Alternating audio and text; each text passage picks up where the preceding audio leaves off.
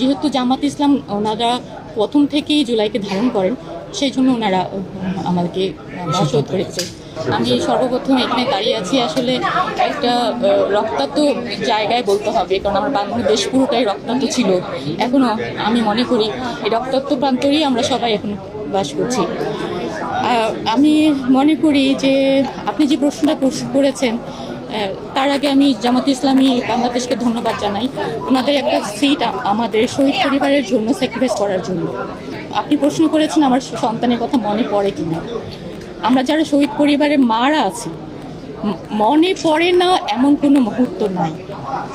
আমরা আসলে বিক্ষত হৃদয়ে বসবাস করছি, মানে আমরা আছি বেঁচে থাকার জন্য আছি। মানে এই মুহূর্তে এসেও মনে পড়ছে, অবশ্যই মনে পড়ছে, কারণ আমি তো আমার পরিচয় এখানে আসিনি, আমি জাবিরের মা হিসেবে এসেছি।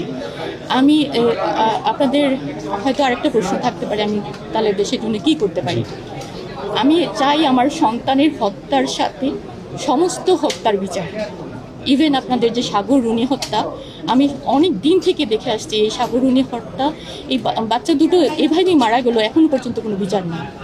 আমি ওনাদেরও হত্যার বিচার চাই। জুলাই সনদ এবং গণভোট এটা তো অঙ্গাঙ্গিভাবে জড়িত। আমি গণভোট এবং জুলাই সনদের বাস্তবায়নে আমার ভূমিকা যতটুকু থাকা উচিত সর্বোচ্চটা দিব ইনশাআল্লাহ। আবার সর্বশেষ হচ্ছে যে জামাত তো তাও শহীদ পরিবার থেকে একজনকে মনোনয়ন দিল, বাট বিএনপি এখন পর্যন্ত কাউকে দেয়নি। এই বিষয়টাকে কিভাবে দেখছেন?